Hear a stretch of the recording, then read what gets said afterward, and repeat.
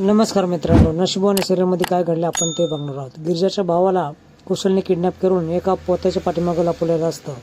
किती आरडाओरडा केला पण कुणालाच काही आवाज ऐकू येत नसतो. गिरजा देखील इकडे बेचैन झालेली असते.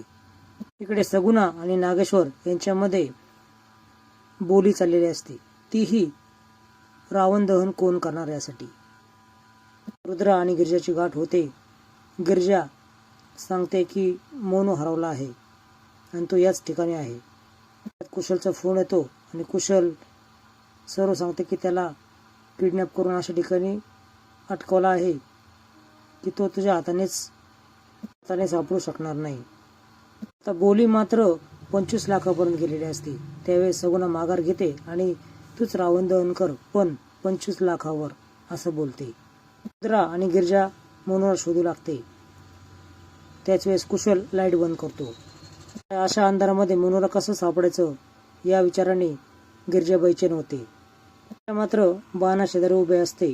तिच्या डोक्यात एक कल्पना येते की अंधार दूर करायचं म्हणजे काहीतरी प्रकाश झाला पाहिजे. त्याच वेळेस डोक्यात येतं की आपण रावण दहन करूयात, म्हणजे सर्वीकडे प्रकाश पडेल आणि आपण मोनूला शोधूयात. काय गिरजा बाण घेते आणि रावणाच्या दिशेने मारते. सर्वजण तिच्याकडे बघतच असतात. इकडं प्रकाश होतो. आता सर्वजण गिरजाला ओरडायला लागतात. गिरजा मात्र फक्त मोनूच्या शोधत असते. त्याच वेळेस उर्वशी चिठ्ठी नागेश्वरला दाखवते आणि त्याला शॉकच बसतो. नागेश्वर आणि उर्वशी रागाने गिरजाकडे बघत निघून जातात.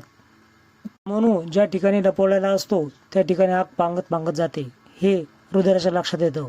तेही आगीचा पाठलाग करत जातात. ही पोते बाजूला करू लागतात. तर त्या ठिकाणी रुद्राला मोनू बेशुद्ध अवस्थेत दिसतो. नवीन अपडेट बघण्यासाठी चॅनल सबस्क्राईब करा, बेल आयकॉन दाबा. व्हिडिओ पाहिल्याबद्दल धन्यवाद.